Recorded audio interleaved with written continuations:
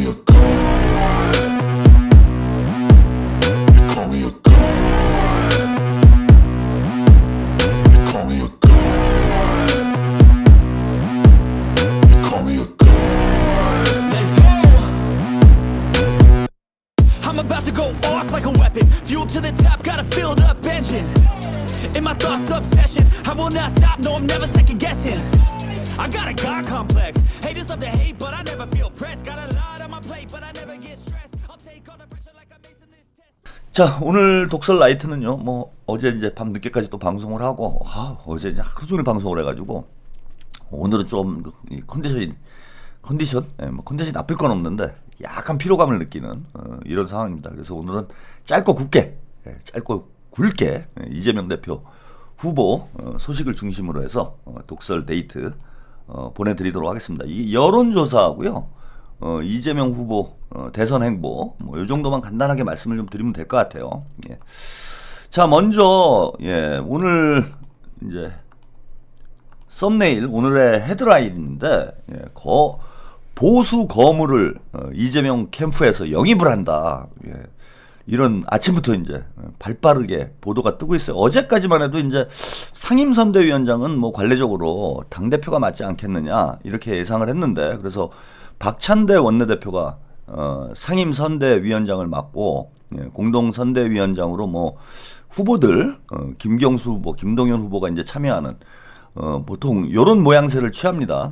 지난번 대선 때도 그렇게 했어요. 근데 김동연 후보의 현직 경기지사니까 캠프에 참여할 수는 없고, 김경수 후보 정도 또 공동선대위원장으로 참여를 하고, 또 뭐 김부겸 전 총리라든지 뭐 나름 뭐 민주당에서 역할을 했던 분들이 공동선대위원장을 맡아서 지역을 각자 자신의 지역을 좀 담당하는 이런 방식으로 선대위 구성을 하지 않겠나, 이런 보도가 나왔는데, 오늘 이제 뭐 시작부터 파격 인사로 시작이 되고 있습니다. 이번에는 뭐 조기 대선이고 대선 뭐 일정이 길지 않기 때문에 지금 뭐 30일 정도 뭐 이것저것 준비하고 후보 등록하고 그러면 뭐 30일도 채 안 되는 기간 동안 선거 운동을 해야 되는데, 그래서 그냥 간소하게 기동력 있는 선대위 구성을 하지 않겠냐, 캠프 구성을 하지 않겠냐 이렇게 예상을 했는데, 이재명 후보가 상임 선대위원장부터 지금 파격 인사를 하고 있어요. 자, 이재명 상임선대위원장의 보수 책사 윤여준 중도 확장이다. 그 보수의 이제 브레인으로 알려져 있죠. 김종인 전 위원장과 함께 그 보수의 책사다, 보수의 브레인이다, 뭐 이런 평가를 받는 분이고, 사실 뭐 이제 중도 보수로 볼 수 있는 거죠. 우리가 흔히 얘기하는 이제 합리적 보수에 로 분류될 수 있는 그 이제 미친 보수들, 제정신이 아닌 이런 보수들 말고 그래도 보수적인 어떤 이념은 가지고 있지만 정신은 좀 온전한 맨정신인 이런 분이고, 보수 진영의 영향력이 뭐 큽니다. 뭐 조갑재 정규재 씨하고 이재명 후보가 이제 식사도 하고 지금 확장 전략을 아주 뭐 그 대담하게 전개를 하고 있는 상황이지만은, 이게 뭐 조갑재 씨나 그 정규재 씨한테는 좀 미안한 얘기긴 한데, 이게 뭐 체급에서는 뭐 진짜 큰 차이가 나죠. 조갑재 정규재하고는 비교할 수 없을 만큼 보수 진영에서 이제 비중 있는 인물인데, 윤여준 씨를 바로 상임 선대위원장으로, 공동 선대위원장도 아니고 상임 선대위원장으로 임명을 했다라는, 영입을 한다라는 이런 소식이에요. 그래서 보수의 책사로 알려진 윤여준 전 환경부 장관이 더불어민주당 선거대책위원회 상임위원장으로 영임이 됐다. 그래서 이재명 후보가 오늘 현충원을 참배한 뒤에 윤여준 장관님한테 우리의 선대위를 전체적으로 맡아주십사 부탁을 드렸는데 다행히 응해 주셨다. 그래서 이재명 후보가 제안을 하고 윤여준 전 장관이 수락을 하는 이런 모양새로 보수의 책사를 대담하게 영입을 했어요. 윤여준 장관님은 평소에도 저에게 많은 조언을 해주시고 고언도 많이 해준다. 제가 조언도 많이 구하는 편이다. 그래서 평소에도 이제 윤여준 전 장관과 친분이 있었다라는 걸 이렇게 언급을 했습니다. 예. 그래서 이재명 후보가 어제 이제 대선 후보 그 수락 연설에서 국민 대통합, 통합이라는 단어를 14번을 사용했다고 하죠. 예. 지금 사실 대한민국이 극단적으로 양극화되어 있는 이 정치 양극화가 좀 심각하다. 예. 특히 이제 유튜브의 영향이 좀 크다고 보는데 이게 진보 유권자들이나 보수 유권자들이나 이게 유튜브를 통해서 정치 정보를 획득하는 이런 이제 경우들이 많은데 유튜버들이 사실은 이게 뭐 전체 어떤 국가적 이익이나 사회 전체의 이익보다는 본인의 어떤 시청률을 수익에 집중할 수밖에 없기 때문에 그 자기 진영이 듣고 싶은 얘기를 하는 경우들이 많아요. 뭐 저도 어쩔 수가 없어요. 우리 시청자들이 우리 진영 시청자들이죠. 보수 시청자들은 사실 거의 보지도 않고 우리 진영 시청자들이 대다수기 때문에 우리 진영 시청자들 중에서도 대체로 보면은 이제 정치 고관여층이죠. 정치에 대해서 아주 깊이 있는 이해도를 가지고 있는 이런 분들이 이제 유튜브를 많이 보십니다. 정치에 이제 관심이 높고 또 유튜브를 또 많이 보시다 보니까 정치에 대해서 뭐 저 요즘에 뭐 시청자분들 보면은 웬간한 평론가들보다 더 정확하게 평론하시는 분들이 많아요. 뭐 죄송스러운 말씀이긴 한데 제가 뭐 유튜브에서 정치 평론하시는 분들 보면은 좀 안타까울 때가 많아. 이게 좀 어느 정도 그래도 유튜브에 나와가지고 뭐 정치에 대해서 감나라 배나라 뭐 하려면은 정치 공부를 조금 하고, 그러니까 평론가니까 공부를 해야 되잖아요. 공부를 해서 이제 평론을 해야 되는데 그냥 좀 약간 아무 말 대잔치 수준의 이런 방송을 하시는 분이 제가 볼 때는 좀 적지 않고 그러다 보니까 시청자들은 유튜브 하는 사람들은 이제 그 자기가 준비해서 방송을 하니까 시야가 이제 자기 머리 수준에 갇혀 있는 경우들이 많은데 유튜브 시청자들은 이 방송 저 방송 보잖아요. 그래서 이런 평론 저런 평론 이제 다 접하다 보니까 오히려 유튜버들보다 정치 평론가들보다 공부를 더 많이 하시는 분들이 많아. 제가 우리 짜미 여러분들만 놓고 봐도 저보다 더 아는 게 많으신 분들이 꽤 있어요. 왜냐하면 저도 뭐 유튜브를 맨날 재방송도 해야 되는데 이거 뭐 재방송 준비하기도 바쁜데 유튜브를 이것저것 다 보기가 힘들거든. 무슨 이제 이슈 생기면은 꼭 참고해야 될 방송 정도 이제 모니터링을 해서 꼭 제가 뭐 그와 관련해서 언급을 해야 될 부분이 있으면 이제 평론하는데 좀 참고를 하고 이러지. 뭐 매일매일 뭐 다른 방송들을 제가 모니터링을 하고 이러기가 어렵습니다. 근데 우리 시청자 여러분들은 뭐 기본적으로 한 두세 개 정도 방송은 보시는 것 같아. 그러니까 최한우 TV를 주로 와서 보시는 분들도 제 방송 외에도 한 두세 개 정도는 방송을 더 보세요. 그러니까 이제 어쩔 때 정보력은 저보다 나을 때가 많아. 시청자 여러분들이. 그래서 이제 그 유튜버들이 시청자들 쫓아가기도 사실 급급해요. 그래서 시청자들이 원하는 수준의 이제 듣기 좋은 얘기들을 그죠? 하게 되는 경우들이 많아. 그래서 우리 진영 각자의 진영 보수 유튜버도 그렇고 저도 그렇고 진보 유튜버들도 그렇고 각자 시청자들이 좋아할 만한 얘기를 하는 경우들이 많기 때문에 점점 이제 어떤 평론이 그죠? 진영주의로 흐르는 이런 경향성들이 있습니다. 그래서 보수 유권자들은 보수 편향적인 유튜브를 보면서 또 진보는 그나마 덜한데 보수 쪽은 진짜 가관이에요. 보수 유튜버들은 거의 뭐 거짓말로 먹고 산다고 해도 과언이 아닐 정도로 저는 무슨 근거로 저런 얘기를 하나. 아니 바로 다음 날이면은 이제 들통이 날 거짓말을 보란 듯이 해. 그냥 오늘만 사는 애들이야. 제가 볼 때는 뭐 다 보수 유튜버들이야말로 진짜 유튜브계의 원빈입니다. 원빈. 길게도 안 봐요. 그냥 오늘만 먹고 살면 되는 거야. 그래서 오늘의 슈퍼챗이 이제 중요한 것이지 내일 벌어질 일은 내일 가서 생각하자. 그 이제 지난번에 그 헌법재판소 탄핵 심리 진행될 때 이제 결국은 이제 8대0 파면이 됐는데 전날까지도 제가 보니까 보수 유튜버들 보니까 전날까지도 다음날 이제 오전에 파면 선고를 했잖아요. 근데 전날 밤까지도 야 뭐 5대3이다 4대4다 온갖 개소리들을 쏟아놓고 있더라고. 저거를 제가 저렇게 방송을 해가지고 다음날이면 들통이 날 텐데 결과가 나오는데 저런 거짓말을 해갖고 저 시청자들이 등을 돌리면 어떡하나. 저는 이제 그런 걱정을 했어. 근데 보니까 그럴 필요가 없더라고요. 그럴 필요가 없어. 제가 너무 시청자들, 보수 유권자들을 과대평가를 한 것 같아. 그러니까 뭐 다음날 틀려도 상관이 없어요.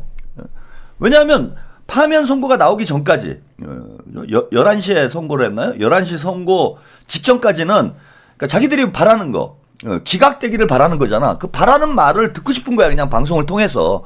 그게 틀렸다고 해가지고 저 새끼 거짓말했다 뭐 이러질 않더라고. 그리고 이제 끝나고 나면은 또 딴 얘기하면 돼요. 그럼 또 우르르 몰려가갖고 뭐 만세 그러고 슈퍼챗 쏘고 윤석열을 지켜주세요.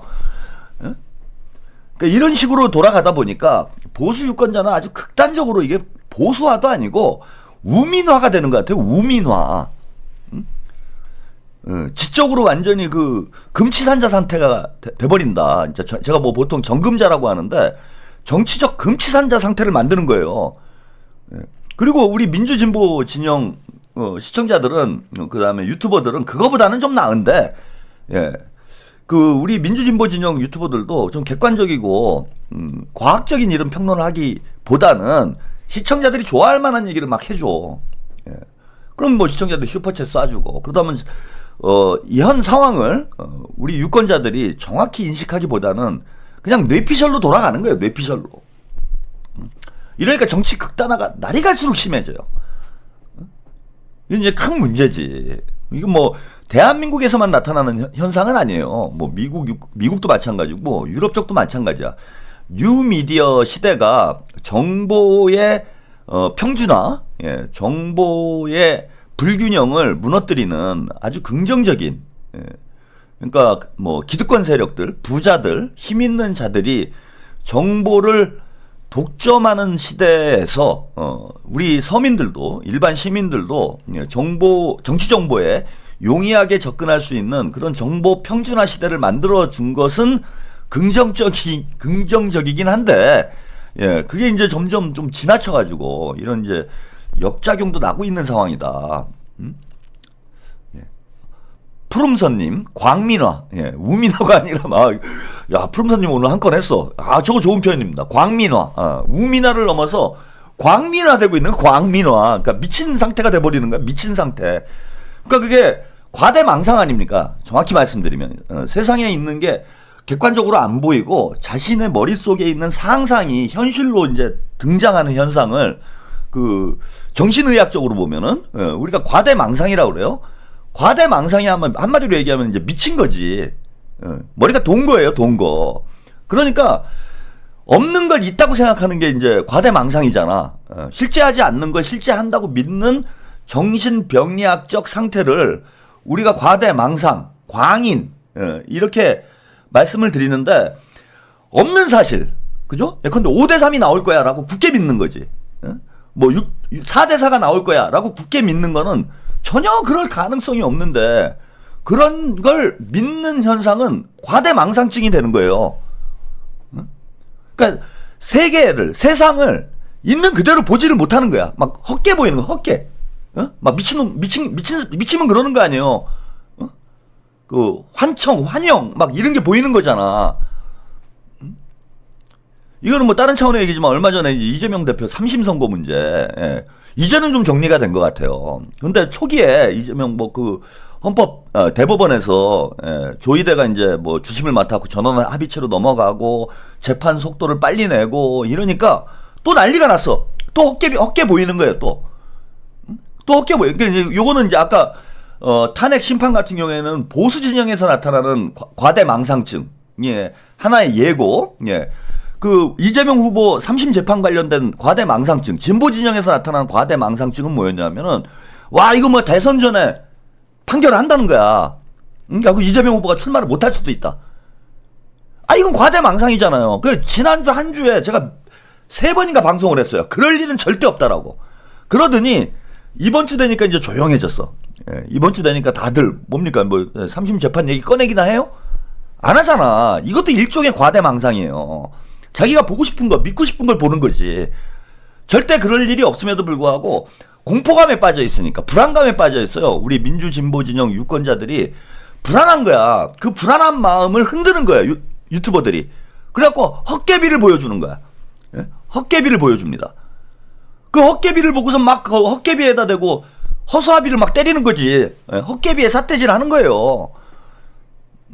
그래 같이 미치는 거야. 이제 계속 그런 현상이, 그런 불안감, 공포 상태가 계속 반복이 되면은, 그 트라우마 상태가 계속 지속이 되면은요, 이제는 과대망상이 되는 거예요.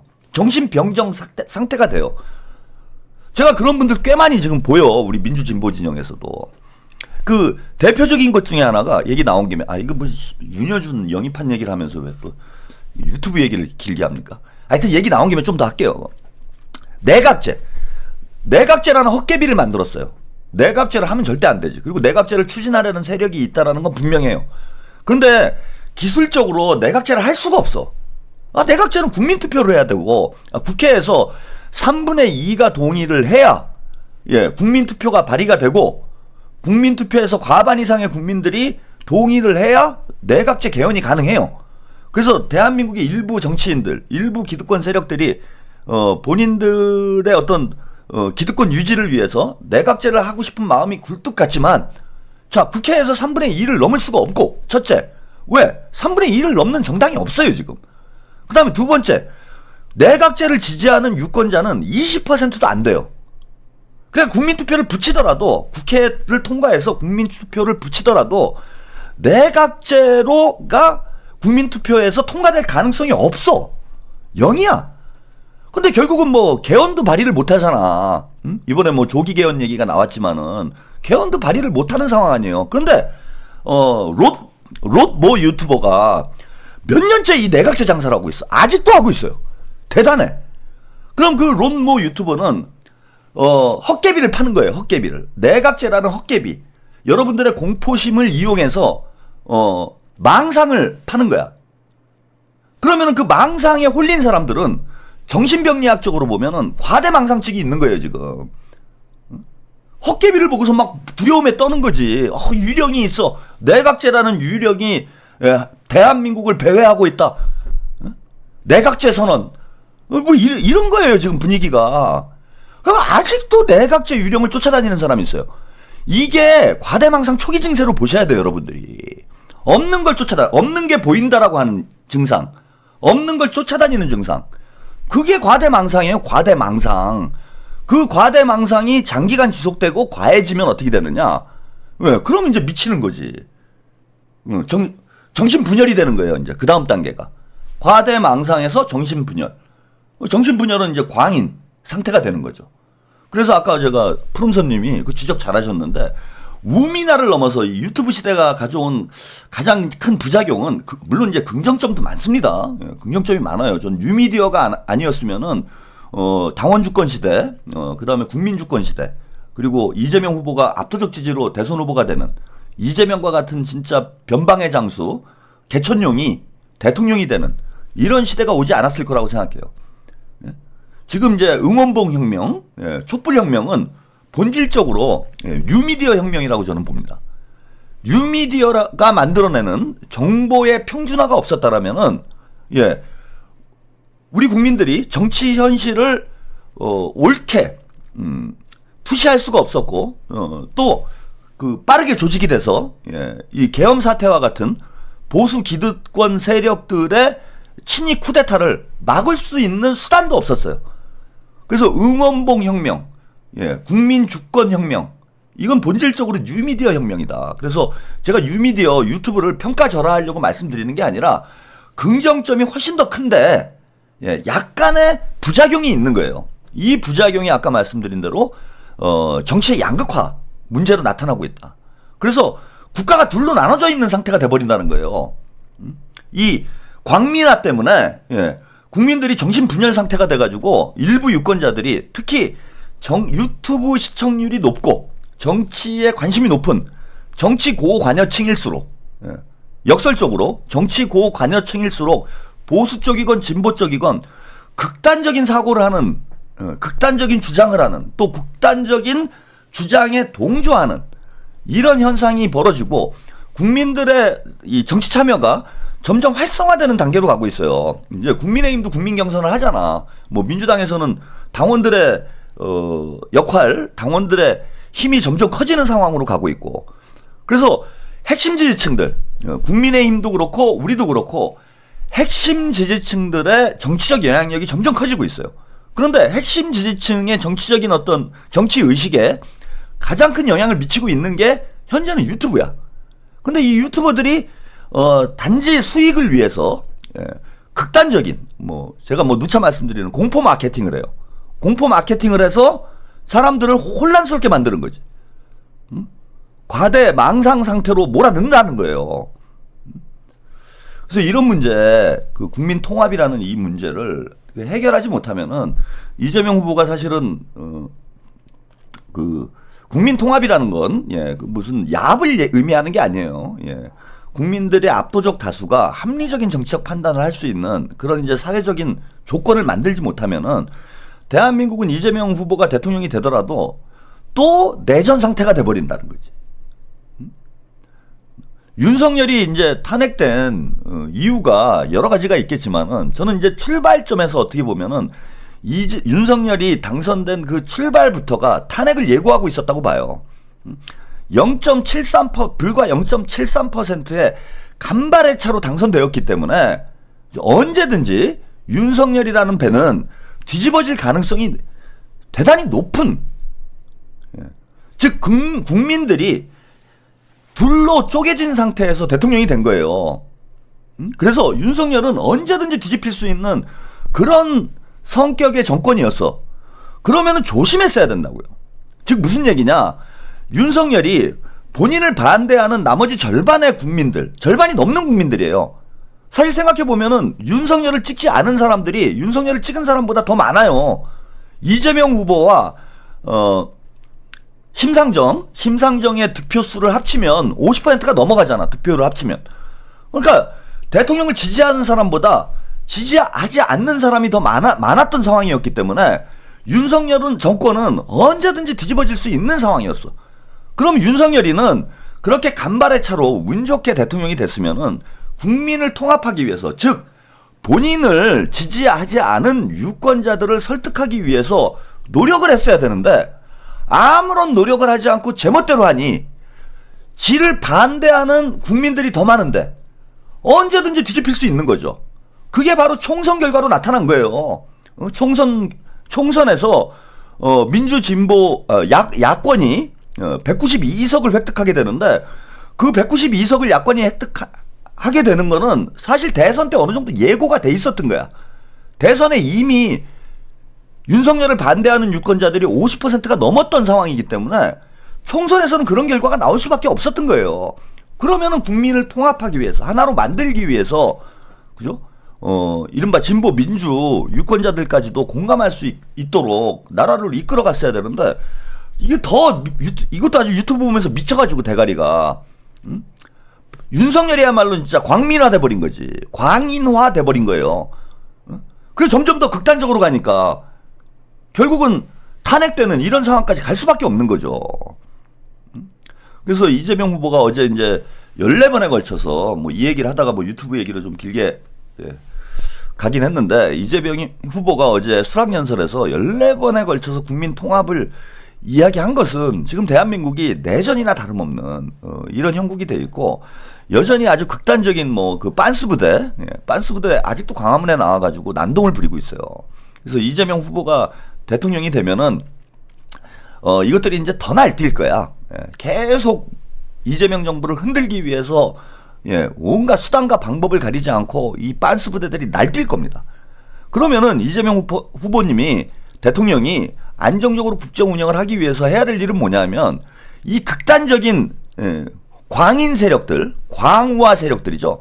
광우병. 극우 세력도 아니고 광우 세력입니다. 광우 세력들. 미친 소 같은 놈들이에요. 근데 그 생각해 보면은 그 광우 부대, 광우 세력들은 얼마 되지도 않아요. 그 10%도 안 돼. 김문수 쫓아다니는 김문수 지지율이 한 10% 나오잖아요. 저것들이 몇만 명 나와가지고 막 시끄럽게 떠들어대고 막 소리 지르고 하니까 목소리 큰 놈이 뭐 이긴다고 대장이라고 정광훈과 그 광우 부대들이 숫자가 많아 보이는 것처럼 우리가 느낄 뿐이지 보수 유권자 중에서도 합리적인 사람들이 더 많습니다. 훨씬 더 많아요. 그래서 지금도 보면 오늘 일단 뭐 여론조사에도 말씀을 드리겠지만은 정권 교체가 될 가능성이 높다라고 생각하시는 분들이 한 70%가 넘어가잖아. 뭐 한덕수 대선 나오면 안 된다 생각하시는 분들이 한 70%가 넘어가. 그래서 압도적인 국민들의 지지를 구축을 해야 이재명 후보님이 그런 광우 집단들을 제압을 하고 대통령이 됐을 때 강력하게 이제 개혁을 밀고 나갈 수가 있다. 그런 면에서 이제 윤여준과 같은 뭐 보수 인사 한두 명 끌어들이는 게 무슨 의미가 있겠느냐라고 생각하실 분들도 있을런지 모르겠지만은 지금은 민주당이 우측 날개를 계속 공격을 해야 됩니다. 좌측은 지금 튼튼하게 서 있어요. 집토끼, 그러니까 집토끼 산토끼론 우리가 흔히 얘기를 하잖아. 집토끼는 우리가 확인이 된 거야. 확실하다. 지금 집토끼들은 눈 하나 꼼짝 안 한다. 미동도 없다. 집토끼들은 그냥 집에서 가만히 있는 거예요. 이재명 대통령 될 날만 기다리면서 집토끼들은 그냥 집에 가만히 앉아 있어. 그냥 문을 열어놔도 안 나가요. 집토끼들이. 무려 90%의 압도적인 지지로 이게 이제 민주당 당원들에게는 저는 90%가 나올 수 있다고 생각을 해요. 민주당 당원들은 이재명 후보를 압도적으로 지지를 할 수 있지. 근데 어제 제가 진짜 놀란 건 뭐냐면은 여론조사에서 민주당 지지층도 저는 90%를 지지할 수 있다고 생각해. 근데 무당층도 90%를 지지를 한 거예요. 무당층도. 중도층도 흔히 말하는 중도층도 국민의힘을 지지하지 않는 사람들은 이재명이 대선 후보가 맞다라고 90% 지지를 한 거야. 이게 사실은 어제 경선 결과에 저는 핵심 포인트라고 봐요. 아니 당원들이야 뭐 90% 찍을 수 있지. 어차피 어대명인데 이재명 지지를 할 수 있어. 근데 여론조사에서는 그 민주당 지지층만을 상대로 여론조사를 하는 것도 아니고 무당층까지 포함을 하는데 무당층에서는 한 6대4 정도 나오는 게 맞죠. 한 60%대 40%. 이 정도만 해도 중도에서 6대4가 나오는 것만 해도 상당히 큰 차이가 나는 거예요. 상당히 큰 차이가 나는 거고 대선을 무조건 이기는 거지. 그러잖아. 보수 30, 진보 30인데 보수는 다 보수 찍고 진보는 다 진보 찍으면은 중도가 결국은 결정을 하는데 중도에서 5대 5니까 이게 3대 3이니까 중도 30에서 20대 10이 나오면은 무조건 이재명이 이기는 거지 이거는. 근데 여론조사 어제 민주당에서 돌린 여론조사만 놓고 봐도 중도도 90% 가까이가 민주당 지지층에서는 얼마 나왔는지 중도층에서는 얼마 나왔는지를 지금 정확히 데이터를 확인할 수는 없지만은 89.11% 국민의 나라님이 써주셨는데 89.11%가 나왔다라는 건 중도에서도 80% 이상이 나왔다라는 거예요. 80% 8대2가 나와 있다라는 거야 지금. 8대2가 중도에서. 그러면 중도 30에 뭐 25대 10 거의 이 정도 수준이라는 거지. 중도에서 25대 10이에요 국민의힘 찍을 사람들이. 그럼 완전히 뭐 이재명 후보가 진짜 제가 말씀드린 대로 60%가 넘는 압도적인 승리를 할 수 있는 그런 상황이 되는 거야. 이 상황을 만들어 가야 됩니다. 그래서 어제 이제 수락연설에서도 이재명 후보님이 그죠? 국민 통합을 강조하면서 이 얘기를 했어요. 최대한 넓게 친소관계 구분 없이 실력 중심으로 사람을 쓰겠다. 최대한 넓게 친소관계 구분 없이 실력 중심으로 쓰겠다. 요런 얘기를 했습니다. 이제 그게 윤여준의 영입으로 나타난 거죠. 뭐 윤여준 씨야 어쨌건 보수 진영에서는 이제 좀 연로하긴 했지만은 브레인으로 알려진 이런 인물이기 때문에 보수 진영에서는 가장 뭐 실력이 있는 사람이라고 얘기할 수 있어요. 머리를 갖다 쓰는 거지 보수 진영에. 그래서 뭐 윤여준 씨한테 뭐 상임선대위원장을 맡긴다고 해가지고 이재명의 어떤 색깔과 방향성이 흔들리거나 바뀔 가능성은 없어요. 이재명의 개혁적 색채에 조금 더 풍부함을 더해주는 거지. 그리고 저는 이게 제일 중요하다고 봅니다. 저는 누차 강조하는 부분인데 실력 중심으로 사람을 쓰겠다. 정치는 본질적으로 인사예요. 인사. 정치의 본질은 인사입니다. 정치는 한마디로 얘기하면 사람을 모으는 행위예요. 더 많은 사람을 모으는 자가 더 많은 사람을 모아서 권력을 쟁취하는 것이 정치의 본질입니다. 그러니까 머릿수가 많은 사람, 사람을 많이 모은 사람이 권력을 갖게 되고, 권력을 가진 사람이 힘을 발휘할 수 있는 거예요. 본인의 뜻대로 나라를 운영할 수 있는 거야. 그래서 정치의 본질은 인사고, 인사가 또 만사라는 말도 있잖아요. 사람을 잘 써야 정치를 잘할 수 있습니다. 어제도 길게 말씀을 드렸는데, 노무현 대통령, 문재인 대통령, 참여정부 문재인 정부가 실패한 가장 큰 원인이 저는 용병술에 문제가 있었다고 봐요. 용병술에 문제가 있었다. 인력풀 자체가 좁은 이런 문제가 있다 보니까 검찰총장도 윤석열을 갖다 쓸 수밖에 없는 거예요. 어찌 보면은 쓸 수 있는 사람이 별로 없으니까 그냥 뭐 주진우 같은 애가 뭐 와가지고 보고서 쓰는 거지. 그죠? 보고서 써가지고 윤석열 이거 뭐 괜찮습니다. 뭐 김건희 훌륭한 인격자입니다. 뭐 이런 거 써가지고 딱 주면은 청와대 이거 주진우가 추천을 했어? 주진우는 또 측근이잖아. 그럼 우리 한번 해볼까? 김어준도 뭐 추천을 했어? 그럼 윤석열 한번 써볼까? 써봤더니 개망난이야. 그러니까 윤석열 하나 때문에 문재인 정부는 완전히 망가진 거예요. 근데 윤석열 때문에 직접적으로 보면 망가진 건 아니지. 윤석열을 끌어들인 자들이 있지. 그게 이제 양정철, 전해철, 뭐 김어준, 주진우. 그래서 어제 이제 제가 대표적으로 말씀을 드린 게, 문재인 옆에 양정철과 전해철과 같은 이런 정치 자영업자들이 있었기 때문에, 정치꾼들이 있었기 때문에 문재인 정부는 실패할 수밖에 없었다. 노무현 정부도 노무현 대통령 혼자서 고군분투했지만은 결국 그 주변 측근들이 누굽니까? 안희정, 이광재. 지금 생각해보면 아주 끔찍한 거죠. 그때만 해도 우리 민주진보 유권자분들이 잘 몰랐는데, 이광재, 안희정이 어떤 문제를 가지고 있는지, 또 양정철, 전해철이 어떤 문제를 가지고 있는지 이제 그때는 몰랐지.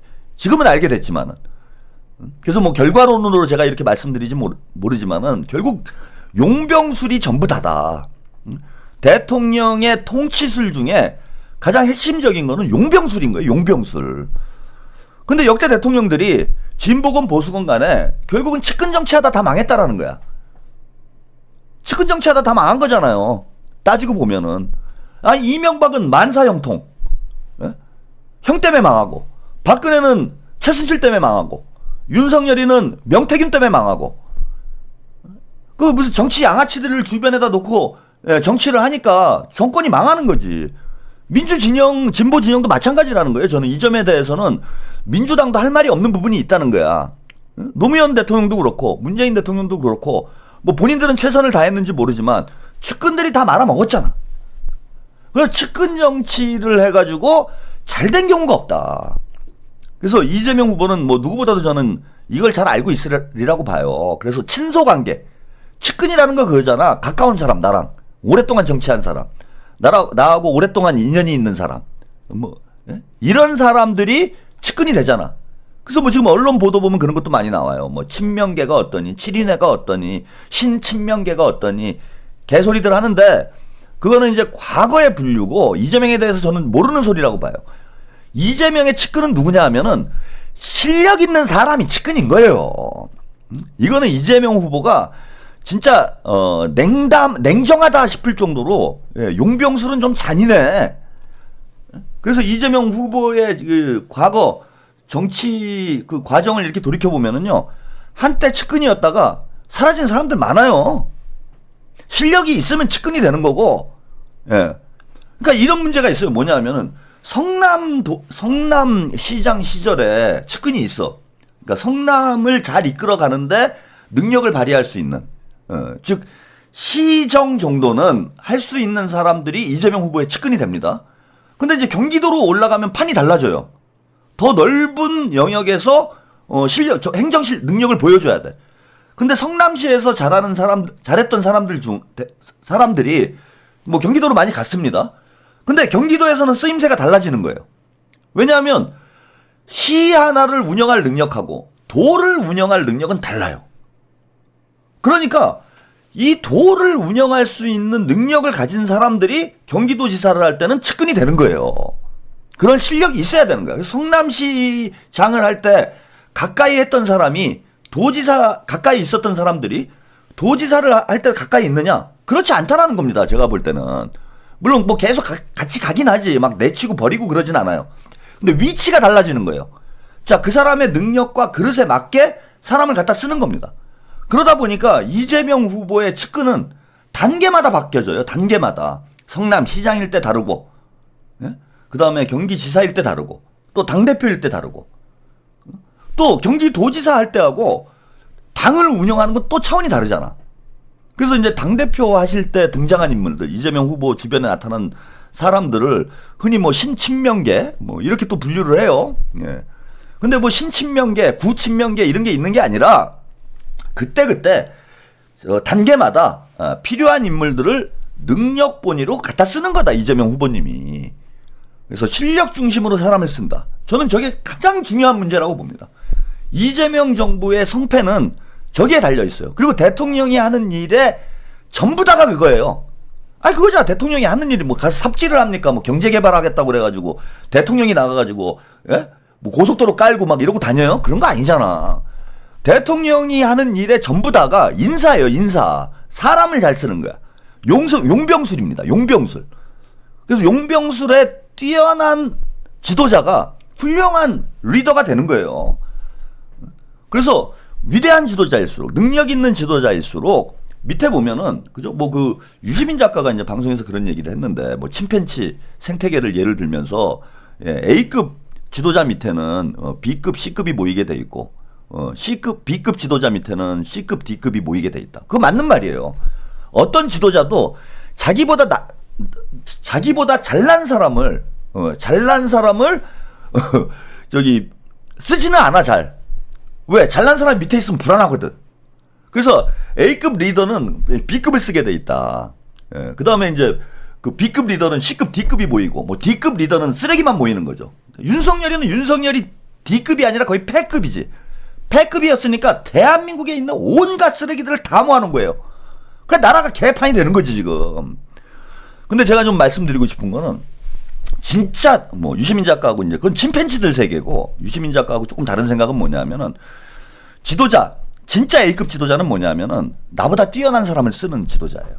그러니까 A급 지도자 밑에 B급이 모인다 이게 아니라, 지도자가 B급이더라도 A급 인재를 쓸 수 있는 사람이 A 플러스급 지도자가 되는 겁니다. 자기보다 더 낫다라고 보이는 사람을 아래 그죠? 그런 사람을 움직일 수 있는 능력을 가진 사람. 그게 진짜 A급 지도자예요. 제가 볼 때는. 그게 특급이지. 특급 지도자는 그래야 되는 거야.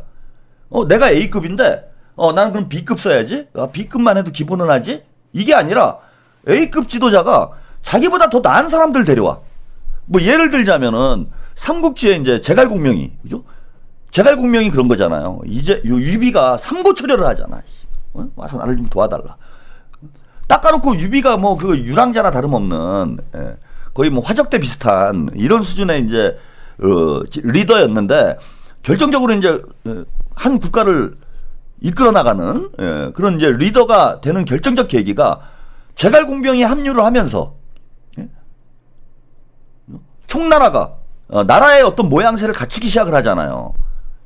사실 인간 그 사람의 능력만 놓고 보면은, 뭐 삼국지를 쭉 읽어보신 분들은 느끼겠지만은, 유비는 좀 뭔가 좀 문제가 나사 빠진 사람 같은 뭐 그렇게 그려져. 그러니까 제갈공명이 훨씬 더 뛰어납니다. 뭐 지략이랄지 뭐 두뇌랄지 이런 훨씬 더 뛰어나요. 인품조차도 뛰어나. 근데 그 제갈공명의 능력을 알고 유비가 삼고 초려를 해서 그걸 데리고 왔잖아. 자, 그게 유비의 탁월함인 거예요. 그래서 저는 유비는 제갈공명보다 더 뛰어난 인물이라고 봅니다. 왜? 제갈공명이라는 인물을 볼 줄 아는 선구안이 있었잖아요. 리더, 대통령, 지도자의 그죠? 본질은 뭐냐? 행정 능력이라고 제가 인사라고, 용병술이라고 말씀드렸잖아요. 행정 능력이 아니라 인사와 용병술이다. 그런 의미에서 제갈공명이라는 인재를 발굴해서 자신의 밑에 둘 수 있는 이런 능력을 가진 유비가 리더로서는 더 뛰어난 거죠. 제갈공명이 머리가 좋은지는 모르지만. 그래서 이제 이재명 후보도 이제 그런 방향으로 저는 가시지 않을까. 그렇게 되면은 진짜 성공적으로 좀 국가를 운영해 나갈 거라고 봅니다. 예. 그런 차원에서 인재를 가리지 않고 쓰는 거죠. 지금 뭐 친소 관계나 이념이나 예, 지역이나 예, 이런 거 가리지 않고 뭐 윤여준 씨를 상임 선대위원장으로 영입을 한 것이 뭐 다소 파격적일런지는 모르겠는데 이재명이라면 할 수 있는 거고 또 그런 안목이 필요하다 지금은. 아까 이제 국민 통합 차원에서 이재명 후보가 압도적인 제가 지지를 얻어서 대통령이 되어야 이 양극화되어 있는 대한민국을 통합할 수 있다 이렇게 말씀을 드렸는데 지금은 뭐 대통령이 되는 것만으로 만족할 때는 아닌 것 같아요. 그래서 아까 말씀드린 대로 국민들의 압도적 지지를 기반으로 대통령이 되어야 5년이라는 짧은 시간 동안 우리 국민들이 원하는 수준의 적폐청산과 개혁을 밀고 나갈 수가 있다. 그런 차원에서 윤여준 씨를 대담하게 보수 진영의 뭐 책사라고 일컬어지는 대표적인 이제 보수 인사죠. 거물급 보수 인사를 대담하게 상임선대위원장으로 영입한 거는 어떤 이재명의 자신감의 표현이기도 하고 대선에서 단지 승리하는 것에 만족하지 않고 어제도 이제 이재명 후보 수락연설에서도 그 점을 강조를 했어요. 압도적인 정권 교체를 하겠다. 압도적 정권 교체를 하겠다. 그 압도적 정권 교체를 하기 위해서는 대담한 용병술이 필요하다. 윤여준뿐만 아니라 대담하게 그렇다고 뭐 어중이 떠중이 표어짜고 막 끌어들여서는 안 되고 보수 진영 인사들일지라도 이재명과 민주당의 어떤 정치적 비전에 공감을 하고 동의를 하고 대한민국을 정상화하기 위해서 함께 뛸 수 있는 사람이라면은 대담하게 영입을 해야 되지 않겠나 이렇게 봅니다.